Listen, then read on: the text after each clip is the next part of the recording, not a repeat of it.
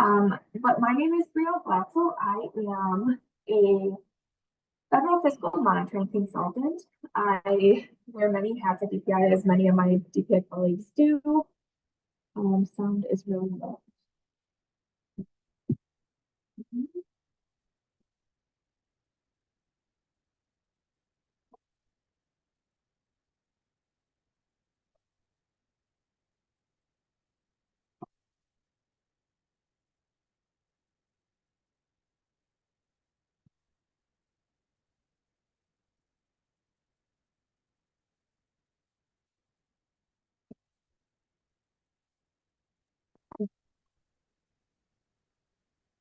Now I think we've lost you altogether. I actually just switched over to a headset. So how is it now? Significantly better. Yeah. Okay, great. All right. Sorry about all of that. You have to love when you have technical difficulties. So apologies. But my name is Brielle Glatzel. I am a federal fiscal monitoring consultant on the Title I team. Like many of my DPI colleagues, I wear many hats. So I do review Title I applications.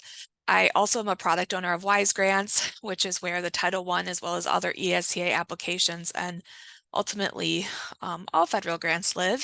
So a lot of things with federal grants management, but today I want to talk about and provide a high-level overview of Title I Part A and kind of touch on some of those parts that are really important for you as you move forward with those data points that are important as you move forward with your Title I application.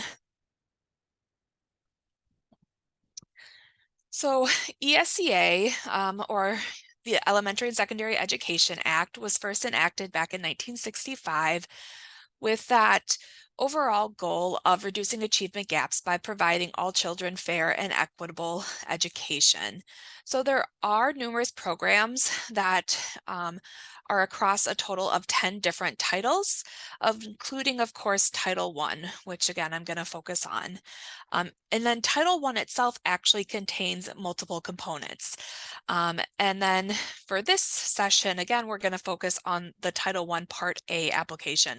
So that's why you will always see it referenced as Title I Part A or Title I-A, because even Title I itself has additional kind of like subsections or additional components under it.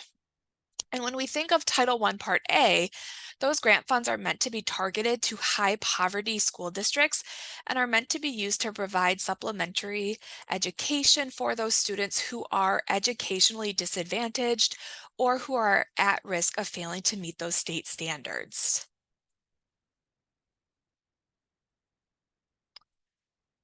Title I is a formula grant, so it's an annual grant that goes out to LEAs, and it is based off of formula. The formula and how the funds get allocated out to LEAs is based off of the state's average per pupil expenditure and then the count of children from low-income families. It's important to note that the count of low-income families does not come from anything that is entered manually by LEAs, because there is a component within Title I applications that does rely on poverty data. That's a separate piece. When it comes to the purpose of calculating the amount of funding an LEA receives, we rely on U.S. Census Bureau SAPE data. So that is the Small Area Income and Poverty Estimates, or SAPE data. And when we use SAPE data, it is actually from 2 years prior. So the SAPE census data is completely separate from any sort of enrollment data that you will be providing when you are completing your Title I application. So this is, again, data that is provided and collected by the U.S. Census Bureau. And when it comes to independent charter schools, there's an additional layer in the fact that your allocation is actually going to be calculated off of poverty counts of students by district. using that resident district's poverty percentage. So there's a separate process of identifying where students' resident district is, where those students would reside, and cross-referencing what that district's poverty percentage is, again, based off of this state census data. So that is an additional step that doesn't happen for our standard LEAs that we do have to do for yourselves, because of course you as an ICS, as a charter school, you do not have attendance boundaries of your own.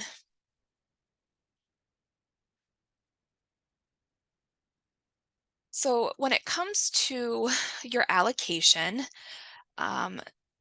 Title I allocations, but also your ESEA title allocations, they align to the state's fiscal year. So they first become available on July 1st, and then they are available for a full 12 months until June 30th of the next year. So that means that your grants obligation period for when you can start obligating those funds is on July 1st. So for the FY25 year, so we think 24-25, it began July 1st of 2024, and it's going to end on June 30th of 2025. And that ultimately, that's going to be the first 12 months of availability for the funds that are going to be, that were awarded this year for FY25. As a formula grant, you do have access to these funds for additional period, referred to as like a carryover period, as you are able to carry your funds over into an additional fiscal year. Under Title I and Title I only, there is a limitation as into how much funding you can carry over into a next fiscal year. The key piece with this is it is tied to how much your Title I allocation is, and you see that here on the screen. So if you're an LEA with a Title I allocation of $5,000 or greater, that is when that carryover limit comes into play. So if you have $49,000 of an allocation, you're fine. You don't have a carryover limit. But as soon as you hit that $50,000 threshold, then you're not able to carry over more than 15% of the total allocation into your next fiscal year unless you receive a waiver from DPI. So there is still an ability to waive this Title I carryover limit, and you can do this once every 3 years. But again, it would have to be something that you have to get a waiver to do so.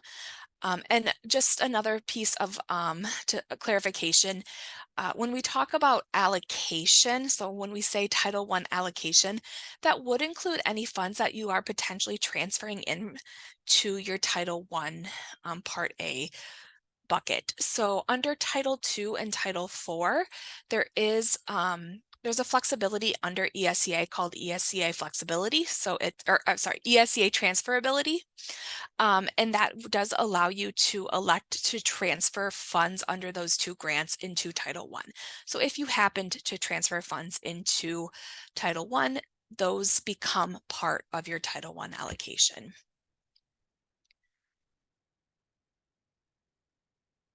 This is just to let you know that ESEA does have a provision around equitable participation, and it requires an LEA to provide equitable services to private school children that attend a private school located within the LEA's boundaries. The provision that we often refer to as equitable participation or equitable services is required under each of the title formula grants. Because again, you are an ICS and do not have those geographical boundaries, you do not have equitable participation requirements. I just always like to include this slide because the way our applications are set up, and even within the WISE grant system, you might see references to equitable participation or to private schools. And so you might see those references, or you might see just some of that language on your screen. So just always wanting to, provide that disclaimer of, yes, there is this provision under ESEA, but it is not applicable to you as an ICS because you do not have those geographical boundaries.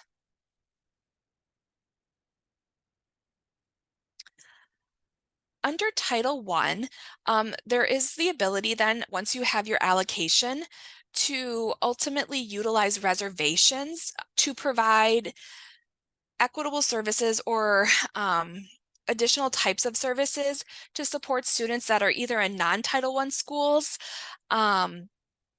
or finding ways to potentially more effectively support multiple Title I schools within the LEA. So when we talk about maybe non-Title I school, you know, if you have some students that are experiencing homelessness, and I know Kristine and Clara spoke to this certainly more in depth about 2 sessions ago, or students who are potentially, you know,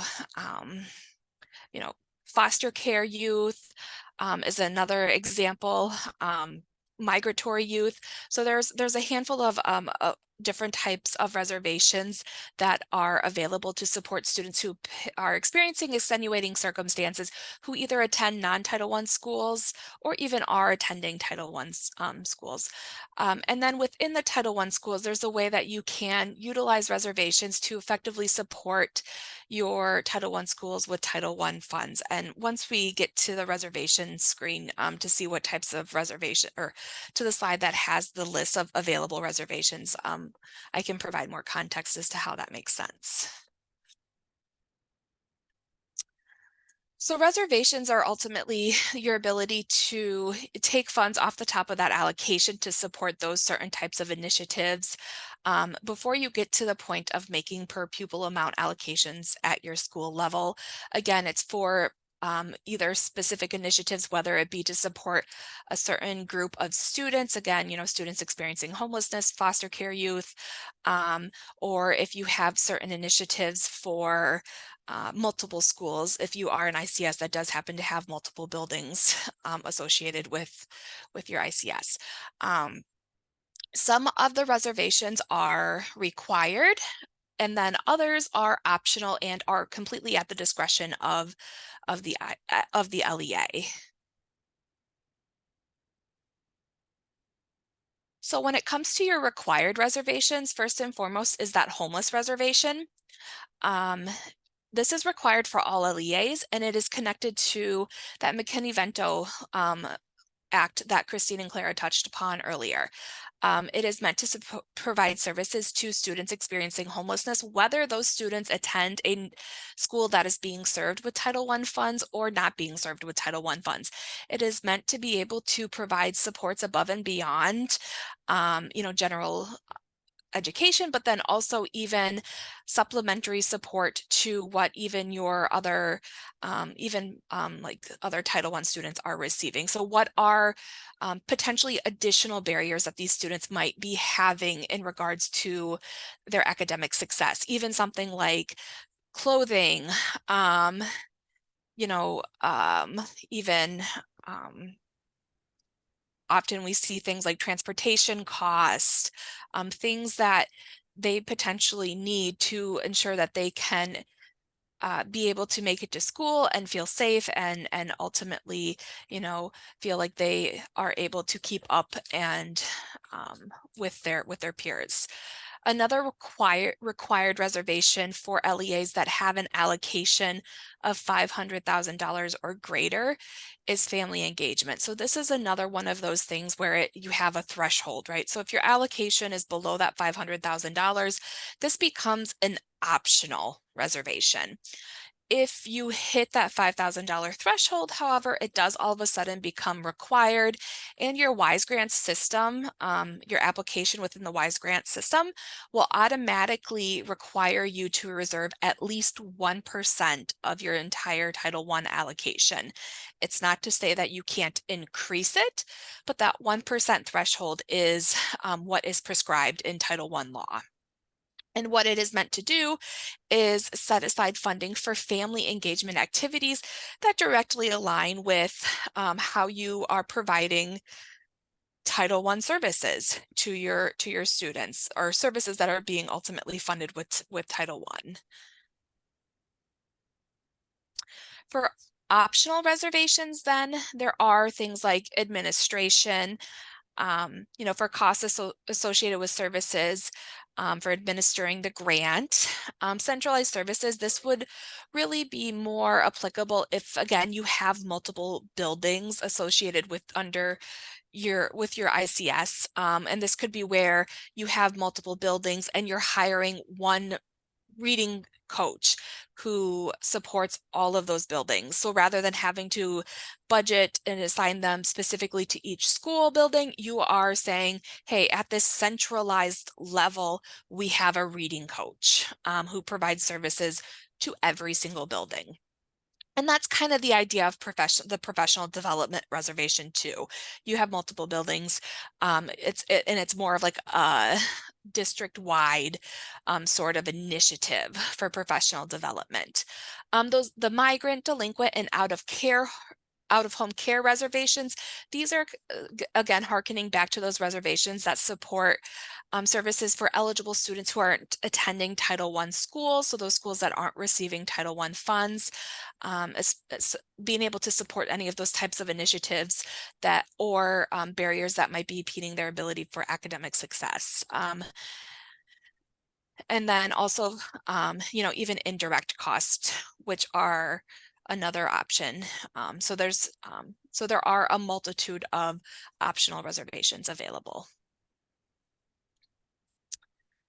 When it comes to Title I school eligibility for our district LEAs, school building eligibility is going to be determined through our ranking based off of enrollment data that has been provided on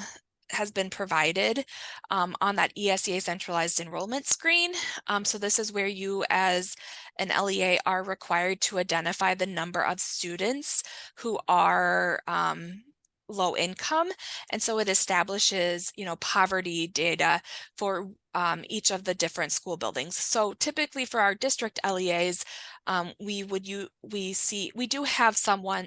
have a couple of one school building LEAs, but we often do see more of multiple school buildings within those district LEAs.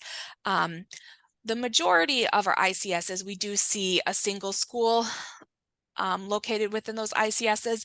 And in those circumstances, your ranking is going to be more of a formality on this Title I school eligibility screen, because if you are a one school building LEA, there's nothing to really do as far as that rank order, because you only have one school that you can serve. And that's where you would still be required to indicate what your per pupil amount is. So out of the total amount of funding you have available under Title I, you would basically determine what your per pupil amount is by taking the amount of available funds divided by your total number of students identified for low income. And that would be your per pupil amount. But again, if you're a single school building LEA, you're not going to have to do the ranking because there's only one school building. But if you do happen to have more than one building umbrellaed under your ICS, then that's where potentially, there's going to be a comparison between the poverty data between the school buildings, and that's where we would be doing the ranking.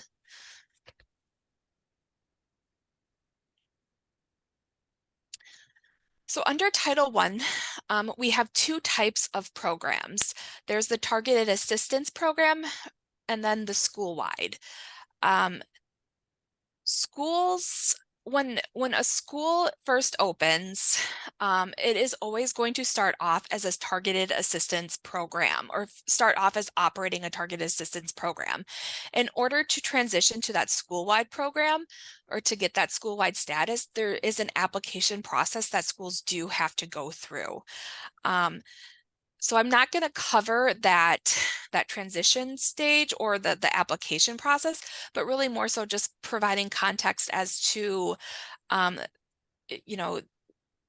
what the different types of models are. So when we talk about targeted assistance, The Targeted Assistance Program provides services to a select group of children who are identified as those with the greatest academic need. The purpose of that Targeted Assistance Program is to use your Title I funds to improve the academic achievement of those specific identified Title I students. And really your goal of your Targeted Assistance Program is to improve the teaching and learning for teachers and staff who are supporting those identified students, and to enable them to support those identified students in meeting the challenging state standards. A targeted assistance program must include effective methods and strategies that rely on scientifically based research, instruction from high qualified teachers, and parental involvement activities. So that's that connection right to that family engagement reservation, if that's, again, a reservation that you are considering. Targeted assistance programs may also include resources necessary to provide a well-rounded education to those targeted students. So then when we consider a school-wide program, this is where Title I funds can be used to implement a more comprehensive program. So it's a comprehensive, you can implement comprehensive strategies to upgrade the educational program in the whole school to increase the academic proficiency of all students.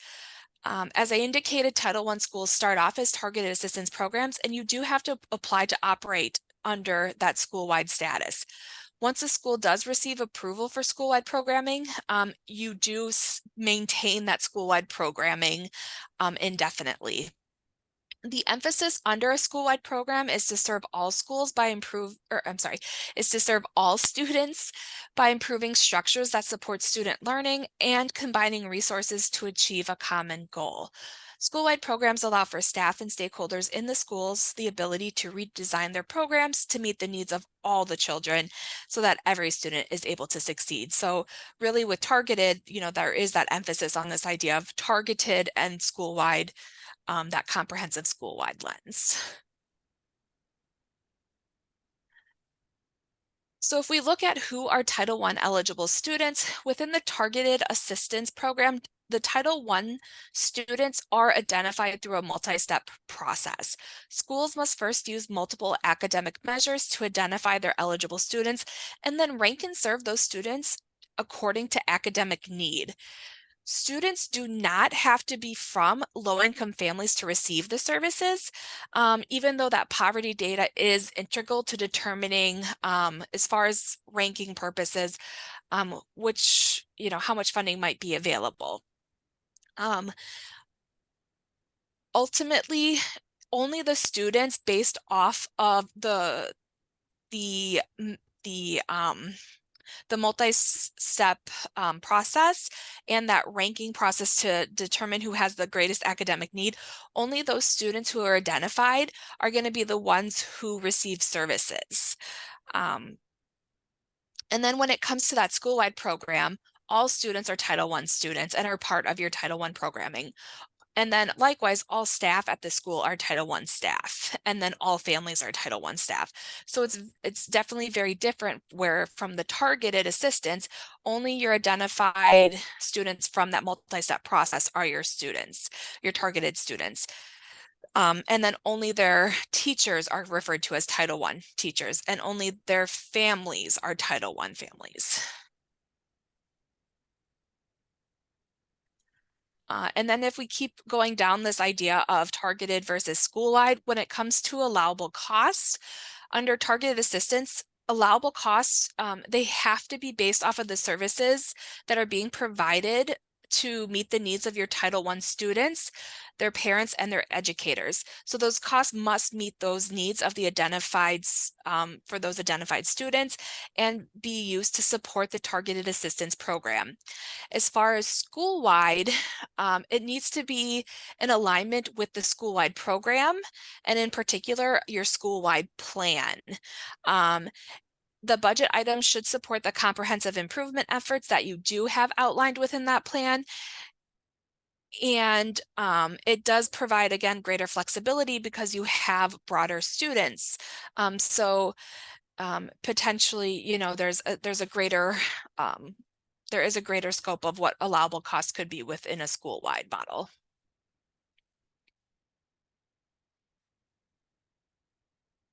Another thing when it comes to allowable cost, this is one of the most common questions we get. I would say maybe across the ESEA title grants. I know Amy's still on. She's probably in agreement with this idea of, is this allowable? And the answer is really going to be, it depends. If you have any hesitancy on whether or not a cost would be allowable to apply to the grant, always reach out. You know, we always go with the blanket, it depends, because there are so many factors that we need to consider.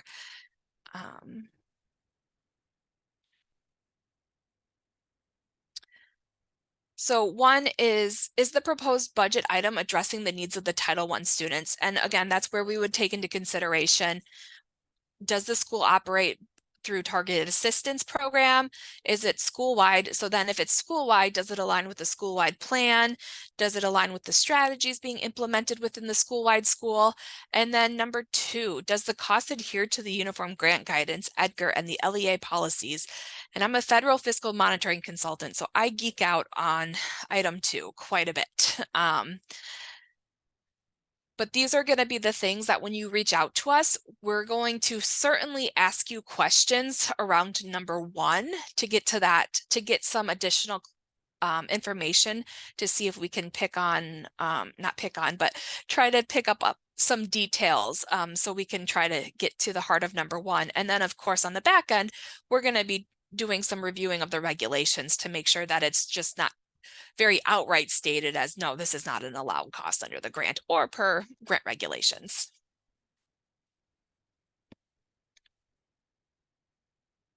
I wanted to make sure to really highlight a new technical assistance document that we have available this year for completing the application in the WISE grant system. So it is simply named, we weren't that creative, it's the guide for completing the Title I Part A application in WISE grants. It is actually based off of our internal review document that we use as we are reviewing your applications. So it has a plethora of information. It not only provides screenshots and walkthroughs of what actions you are expected and should be taking as you go through each screen in your Title I Part A application, but it also is helpful because it provides that context around the why this is what you are doing. So it's trying to give that additional layer of detail, kind of the behind the scenes of Title I and why it's in WISE grants the way that it is. So it does help you not only be able to successfully complete your application, but it also helps build your understanding around Title I itself. So this is linked. Actually, the next slide is resources, and this is linked on there. But that is a really great resource. The other resources that I have here, we have way more than this, but these are what I would refer to as kind of our more broad and kind of quick stop resources. Title I shorts around rank and serve per pupil amounts, and then WISE grants technical assistance budget combinations, especially those budget combinations, because when you're budgeting in WISE grants, we use woofers, and that is a language all its own that can be confusing if you are new to it. And I see Matt is actually on, and I always joke that he's the king of woofers at DPI. But they are certainly, as you are new to them, they are, they're not difficult, but it is great to be able to have access to resources to help you become familiar with them. So that's why we like to share that budget combination one. And then another valuable resource is the Title I Consultant Directory. All of the ICSs will actually are assigned to Michelle Morris. She goes by Shay. She is off on Fridays, so she is not here to join us today, but she is the assigned Title I reviewer for all ICSs. So she is a really great resource too. I don't know if there's any questions.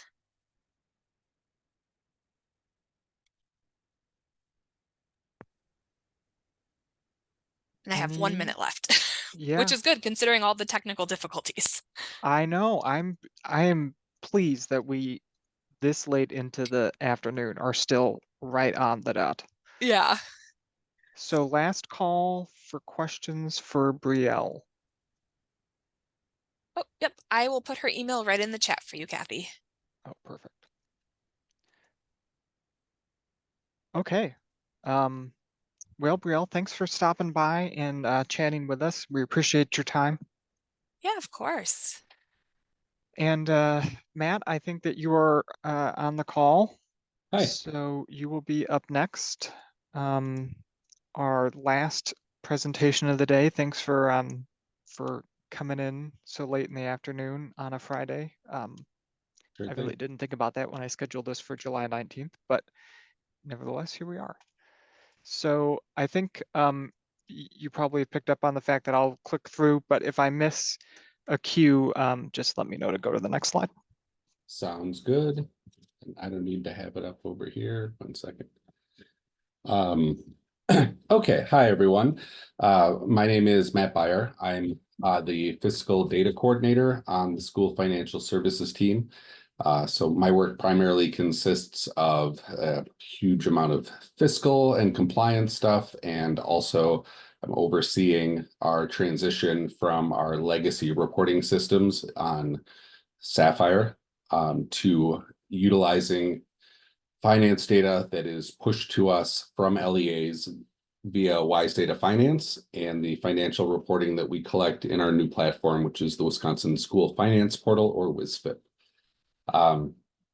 So I wanted to come on by today and just talk about some things and what is coming up in the near future, and how does that relate to the independent charter schools. So as you're aware, the independent charter schools as LEAs sort of exist in your own unique set of circumstances as far as a lot of this financial reporting that we collect. There are reports that we've traditionally collected from you. There are other ones that from a school finance standpoint that we don't need to collect because they're very specific to school districts as LEAs. But we do have upcoming reporting that we want to work with all the independent charter schools in providing resources to getting it to the point where you are able to push your finance data to us via WISEData Finance. And I'll get into more of those specifics, but I wanted to just give some updates on some of the financial reporting and timeline as far as development. One report that we have typically collected from everybody, including the independent charter schools, is the SS school level report. We actually transitioned that report to the new platform for 22-23, and then built the report instead of having to manually enter or upload school level expenditure values.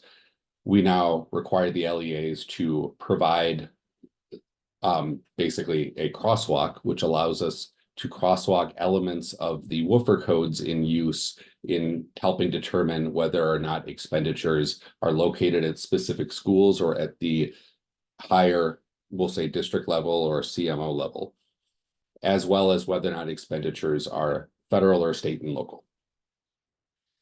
Due to some technical issues and due to the just the transition and the resources that we've been able to give independent charter schools as far as getting you set up in WISEData Finance, I did have a lot of you reach out to me about completing that report. In addition to just the wanting to fully onboard all of the independent charter schools into WISEData Finance, we had another technical issue related to that reporting and application, mainly due to the change in agency codes that we had to affect over the last couple of years. That made that report not work for this specific type of LEA.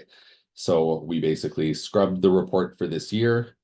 It'll be a requirement for the next year, but then you'll also be in a better place as far as pushing data to WISEData Finance. And because that'll be a part of the report, that'll be a part that is needed in order to complete that reporting. So don't worry about the 22-23 report. We're going to focus on 23-24. And then this brings us to the next big report, which is really the linchpin of this. And this is especially for the independent charter schools. This is really where the rubber meets the road as far as being able to transition the reporting to our new systems, because a lot, if not all, of the independent charter schools do apply for state special education categorical aid. And we are rebuilding that report from the old 1505 SE that was in Sapphire, which was similar to our old reporting where it was sort of manual after the fact, entering data to complete that report. We are now pivoting to where the special education annual report will be in WISFIP, and it'll be dependent on data that you are pushed, that is being pushed through WISEData Finance. So we had a workshop at CISO 1 a couple months ago. I've been working with Kathy Kramer, who's an amazing resource for helping with this transition.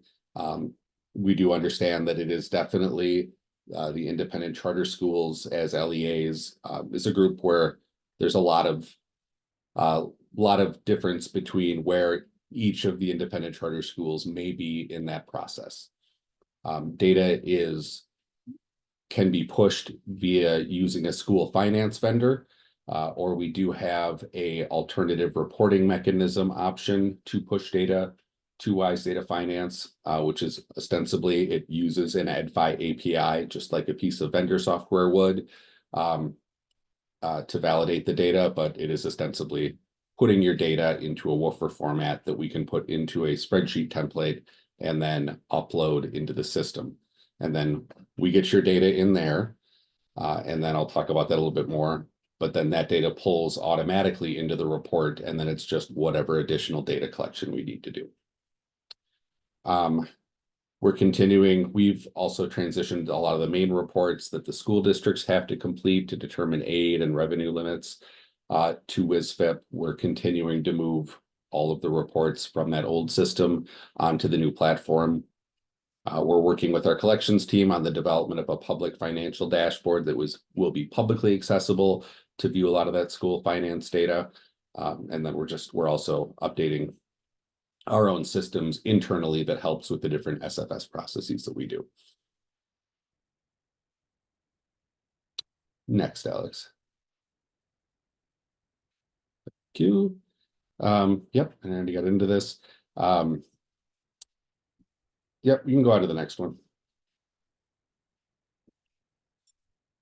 So in preparation for transitioning the special education annual report to the new platform, one of the things we did was we spent a lot of time going through the Fund 27 chart of account matrix for the next WFR revision. So the current WFR revision for 23-24 remains the same. We don't generally change those in the middle of the year, but we did heavily revise it for 24-25.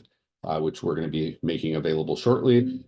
Really just sort of paring it down, making sure things were accurate, trying to reduce the total number of accounts, tightening up, what project codes are allowable within Fund 27. So again, this is similarly to LEAs or pushing financial data that we pull into other reporting. It's the same data set. We're just looking specifically at Fund 27 accounts in order to calculate SPED categorical aid. And as part of that work, when pushing finance data to WISEData Finance, one of the many checks we have in place is we ensure that the overall WFR account that you're pushing is on the overall DPI reporting level chart of accounts. And if a WFR account isn't on that chart of accounts, then you're not able to push that account or the associated amounts with it. Additionally, Fund 27 is similar to where there are accounts that are allowable and there are accounts that are not allowable and not on the Fund 27 chart of accounts.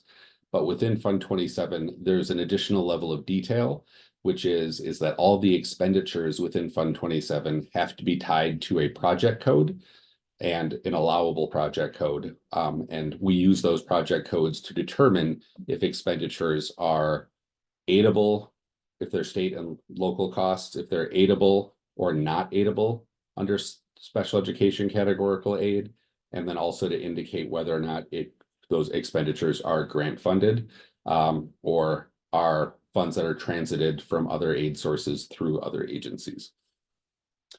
So we're rebuilding the report now. Both of our systems, both WISEData Finance and WISFIP, where the report will live. But there's functionality within WISEData Finance where we have checks in the system that will check to make sure that the accounts that you're pushing are on the Fund 27 chart of account and associated with a correct project code. And then there's additional functionality that is triggered by validations that will either check for certain things to ensure that your Fund 27 data is correct. And then there are additional areas where if certain criteria are met, it triggers additional functionality to provide additional information. One of those areas is if you have grant payments in or out from other agencies. Also, there's something that we have historically called Act 221. We're going to stop calling that because that's now a specific act that could have existed a dozen times under different legislatures. But it actually relates to pupil services costs, the personnel, the salary and benefit costs of pupil services. So social workers, school counselors, nursing, and school psych. There are established by state statute reimbursement rates for those positions. And we are going to have validations in the system, which will ensure that those positions you have only up to a certain point can you have those costs on 011, which is the aidable, meaning that we will take those expenditures into account when calculating state special education categorical aid.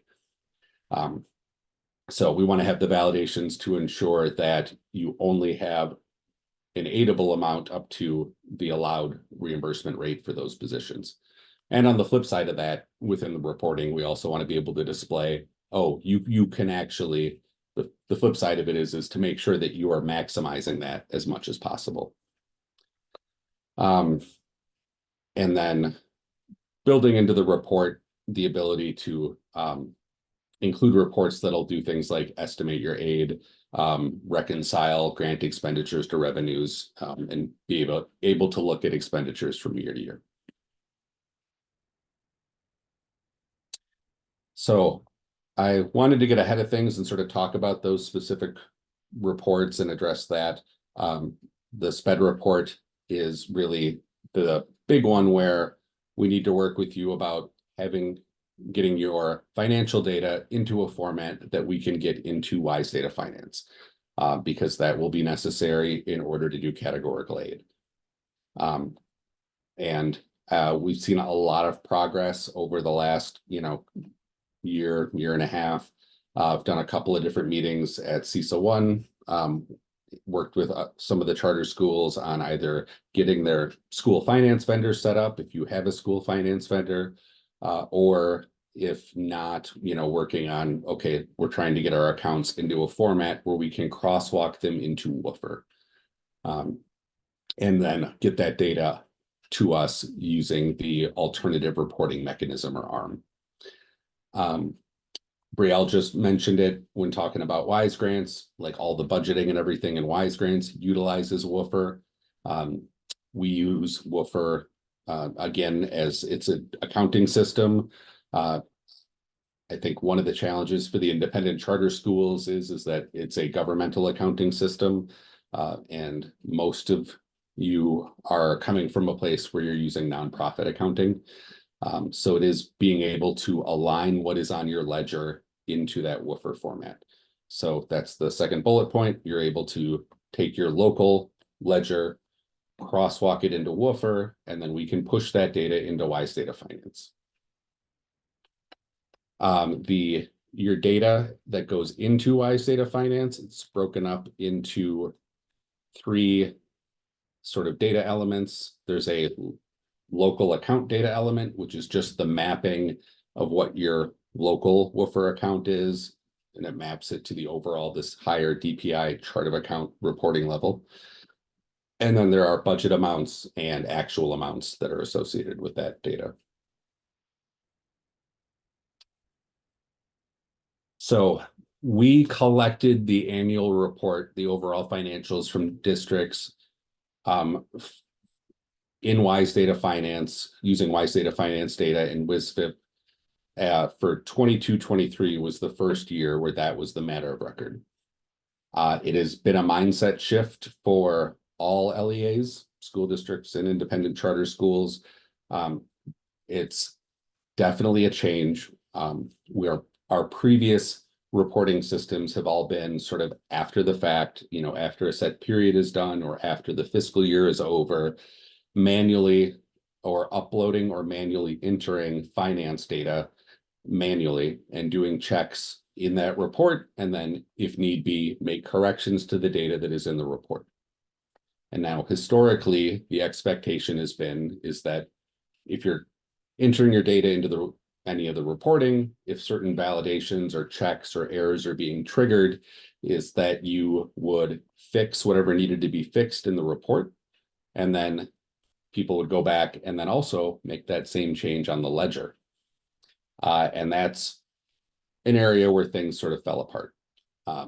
And this is we're shifting to having LEAs push data to DPI in a continual, if not continuous manner, throughout the year, being able to look at the validations and the data that's being submitted and see what's being triggered and what may need to be addressed as the year is going on.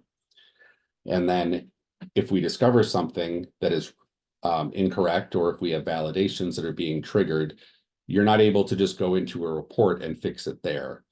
In order to fix it, you have to go back to your ledger, clean up your data there, and then push it again to DPI. So that's the real mindset shift. It helps ensure that in an ongoing basis that we are keeping things on track as much as possible.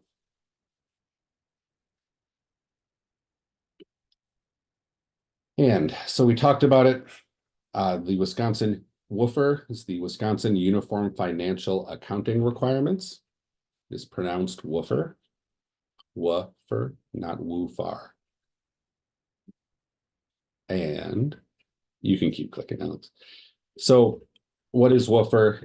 It's a multidimensional accounting system that is used for reporting data to DPI. That includes budget and claim data, financial data for reporting. It's not required to be used as your main accounting system. Most of the districts in the software that is out in the field does utilize WFR as your set day-to-day accounting system. Doesn't have to be. It just means that if you're not using that you're able to, or you have a process in place where you can crosswalk your ledger into a WFR format so you can push data to us. It's used in conjunction with the state budget and annual reports, ESSA school level reporting, SPED annual report. Like I said, WISE grants, budget and claiming. Next. And WFR is actually set down as a requirement in state statute that DPI administers and maintains an accounting system that is used for this purpose. And it is basically so that when we are looking at financial data from LEA to LEA, that we can make those comparisons and uniformly track revenues and expenditures and how the money is moving across the state. It's important for making sure that everybody's using the same language. Basically, we use it for calculating general and categorical aids, determining compliance with federal regulations, comparing what may be going on in one LEA to another, and then all that data, looking at it statewide, informs state budget building, and also helps us ensure compliance with the uniform grant guidance requirements. for federal expenditures. So WRCCS is key to all of this. It's pretty simplified. It's a flexible chart of accounts. We do revisions to WRCCS on a yearly basis, as either there are requirements, we may need to make changes because of new requirements under GAAP, which is the Generally Accepted Accounting Principles, or GASB, which is the Government Accounting Standards Board. We try not to make changes within a fiscal year if we can help it, because that requires, all the LEAs and everybody to update their ledger. So we do WRCCS revisions on a yearly basis. We didn't have many changes for the upcoming 24-25 revision, other than we did try to really clean up the Fund 27 matrix and chart of accounts. Okay, and this is what WRCCS looks like. So it has a few different elements to it, and this is how it is displayed in WISE Data Finance and other systems. If you're looking at some legacy systems, you may see some of these elements in a slightly different order. It's fund-based accounting. So a fund is an overall sort of area or silo of funds for a particular purpose. There's a 3-digit, which is a 2-digit number. What's not in this dimension is there's, in addition to fund, there's a type, which is just a letter, and there are 3 types of accounts. There are balance sheet accounts, there are revenue accounts, and expenditures, so BER. There is a 3-digit code for location, which is a code that is used on the local level within the LEA for tracking costs by either physical location or could be by program. There's a 3-digit number that is either an object for expenditure accounts, and it's basically what the expenditure is, what is being purchased, or a 3-digit source code if it is a revenue account, which just indicates where is the money coming from. And then there's a 6-digit number, which is a function, which indicates why is this purchase being made, to what purpose, what area does this align with. And then last, there is a 3-digit project code, and a project code similar to basically on expenditures. A project code will indicate this is what this is associated with this specific program, which is we use a lot for, like I said, within Fund 27, where everything has to have a project code, either indicating it the federal project it is funded out of, or if it is a local cost, if it is aidable or not aidable for categorical aid. But then even outside of Fund 27, like all the federal grants, those expenditures that are paid for with federal grants are associated by using a set project code, like Title I is 141. And that looks like this, fund type location. So by this, we know that it is Fund 10, which is general education. You can see it's an expenditure. It's tied to a specific location. Object 111 rolls up to object 100, which is salaries for personnel.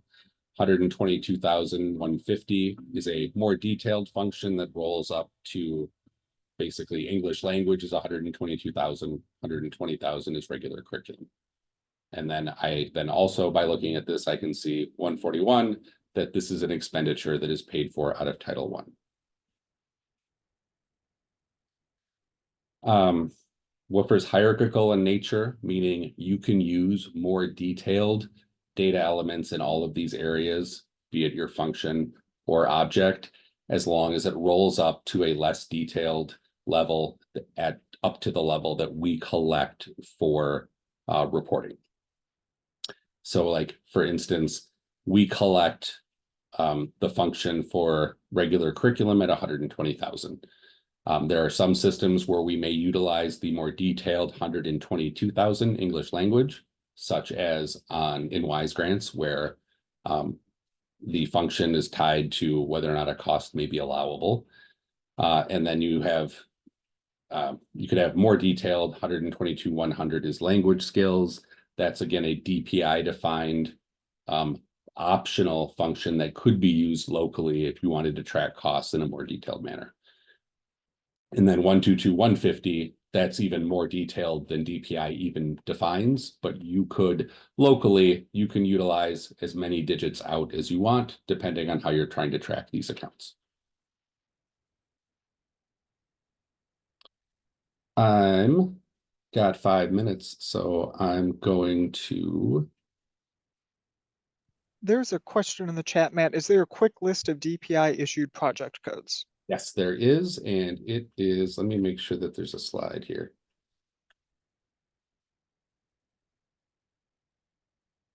I will put it in the chat. Don't have it in this particular one.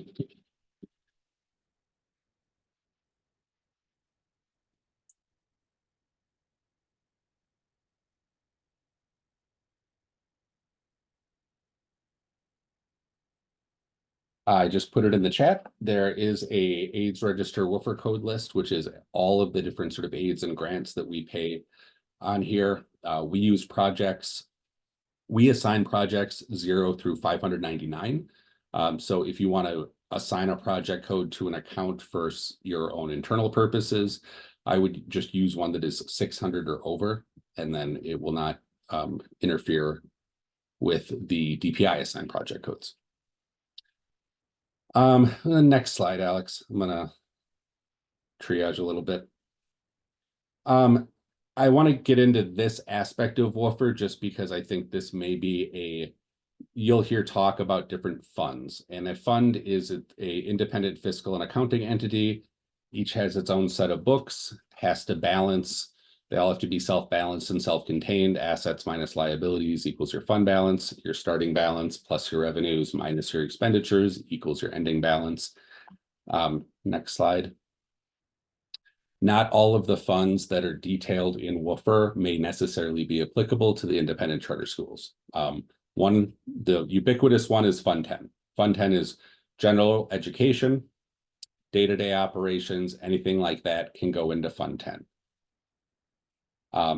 The other required fund you're going to have to use is Fund 27, which means anything related to the excess cost of providing special education and related services for students with IEPs has to be accounted for in Fund 27 so that we can calculate categorical aid. We can ensure that IDEA maintenance of effort requirements are being met. One thing I want to say is that that does not mean that the 100% of the costs for a special education student go in Fund 27. Special education students receive regular education services as well. Fund 50 is one that we're required to, especially if you're receiving aid for food services or anything like that, that Fund 50 is used for tracking and providing food services. Each of the funds have specific rules on them. Next. Fund 80. Again, this is one that may not be applicable to the independent charter schools because Fund 80 exists specifically to provide community recreation programs and allows a school district to levy for those funds outside of their revenue limit, which is why we have to have them track it separately. Since you don't have a revenue limit or a tax levy that works that way, it's not necessarily a fund you'd have to use. But there are other types of funds within woofer that may be useful to use. We are looking at them for specific reasons. Debt service is a big one for districts. But again, a lot of these are optional and may not have to be used. So when pushing data to us, we have sort of 2 levels of validations that looks at the data and ensures that everything is working. If you're pushing data and if your accounts are not on the chart of accounts or in a woofer format that we can understand, an L1 validation just won't accept the data that's being pushed.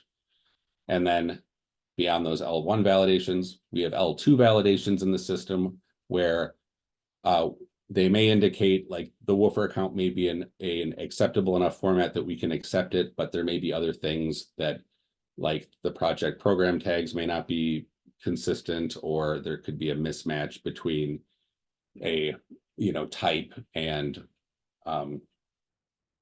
the type of account and whether or not it has a function or object. But a lot of the L2 validations we have in place are ones that are fiscal in nature, in which we're looking at specific scenarios to see if certain criteria are going to be met. And if they are, then it triggers a validation, which is just an indicator that this may be an area that needs to be looked at to ensure that you're pushing clean data. So there was no way I was going to get through all that in half an hour. And we have recordings of the, Kathy, we have recordings of the last workshop. And it's been on our monthly bulletin board, and it'll be again on a resource list at the WRCCS presentation. So they should be able to go in anything from CISA 1 and get it, or they can reach out to me and I can forward it to them. Absolutely, because there's a lot here. There's a lot of questions. I'm sure. Please feel free to reach out. I think on the last slide, I have a link to my bookings link if you want to set up a call with me. But I'm a good resource. This is additional data that I just wanted to include, even though I wasn't going to get all the way through it. There's a link to set up a meeting with me on there. So yeah, if you have questions, feel free to reach out. Kathy is an awesome resource as well. And yeah, so if I can say one thing is that this is a pretty big transition for the independent charter schools. Definitely talk to other of the schools, because some people are further along in doing the work of getting things sort of crosswalked in order to be able to push financial data to us. And then if you have to triage the overall process of getting your financials into a state where you can report them to us, for this first year, start with Fund 27 as sort of the microcosm to begin with. Okay, any questions? Yeah, thanks, Matt. This is my third time seeing you on a Zoom. Each time you get better, so thank you so much. Oh, thanks. But hey, I have my little woofer Nice. binder here too, so I printed out. But I want to just make sure I know you have a Matt's booking page, and so I just wanted to make sure that if we did need to book, we can. I know we're gonna get this PDF afterwards. I have a new manager of finance and accounting starting for my organization, and so I just want to make sure that he feels some good onboarding, and so we can just have a overview conversation with you. I just wanted to advocate for that. Absolutely. Yeah, I would happily, and we can set something up. Would be glad to. My bookings link is good for that. I'm glad to talk about Woofer. I'm going to put the main link to the main Woofer page of the DPI website in the chat. Additionally, the WISEData Finance. The WISEData Finance page, there's a WISEData Finance and WISFIP page, which the WISEData Finance and here.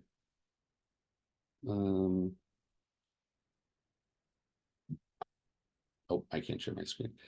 WISEData Finance and WISFIP page has links to using the ARM, setting up your vendor, if you're going to go that route.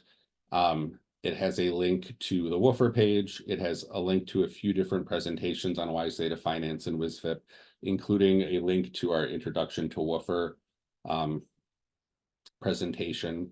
And then there's also a link to there's a WISEData Finance and Financial Reporting podcast that I do roughly every 2 weeks. I'm spacing them out a little bit more because it's the summer. But I have one coming up on the 30th is the next one. But I record those and post them on the website so everybody can go and look back at those. And yeah, as Kathy plugged, we are doing a workshop on August 13th. So we'll definitely be talking more about Woofer and what else I find as far as getting you all set up in order to. Definitely, we're going to work with everybody because we're not leaving any money on the table as far as SPED categorical aid.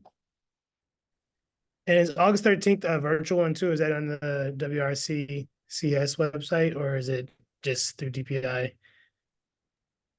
It's going to be, it's offered both virtually and in person at CISA one, and all of the ICS should have received invites at the end of June. If you didn't reach out to me, I can make sure you get the registration link, and then you can alert our program assistant if you can attend virtually or in person. Thank you, Kathy. And it came directly from you. Came Or from from CISA one, from Linda Chopin, our program Yep. assistant. Okay, and the June newsletter, right, is what you're talking about? Probably a little bit after that, but I can resend it to you if you'd like when this is done. Nope, I have it. Thank you.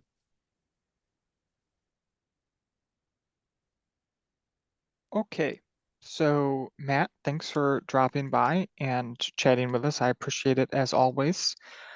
course. I knew that you would go long, which is why I put you last and put me after you. Oh, that's so- why? yes. That's okay. So really I have to change my ways. If I got mean, scheduled at 4:20 on a Friday. it's because you go long, man. Yep, If you got alright. this to a tight 30, you'd be first. Okay, well, it's not gonna happen, so I'll just accept it. Fair enough. Yeah. Okay, I'm going to share my screen here again real quick and do some closing. And if you, let's see, I need to move this screen. If you feel like you want to scoot because it's 5 o'clock, I will not be offended. I totally understand that. So just here, some general reminders and some points that I would like to make. Everyone at DPI is student-driven and committed to helping you navigate your bureaucratic burdens so you can focus on educating students. So you've met with a lot of folks today who are eager to help you, and always feel free to reach out to them. There are points of contact on the program calendar, which lives on the internet on our webpage and was recently updated and put out. If there isn't someone, contact me first. Obviously, you should, to remain in compliance with the law, you should be speaking with your attorney, and you should always keep your authorizer informed. But please do not waste a single minute of your life trying to navigate the Department of Public Instruction when you can ask me to do it for you, because that is why I get paid. How are we going to know what to do? If you're new to this role, or if you're planning on opening in 25, some things you're going to want to be on the lookout for are the program calendar, again, that lives on our website. There will be an email forthcoming that has all of that 24-25 information, program calendar, payment letter, instructions, things like that, coming probably at the end of the month. You'll get emails from DPI. Some are going to be from me at PEO, some are going to be from other teams. Those emails will probably go only to the person that you have as your district administrator on the school directory. That's where we pull that information from. So please make sure that that's up to date.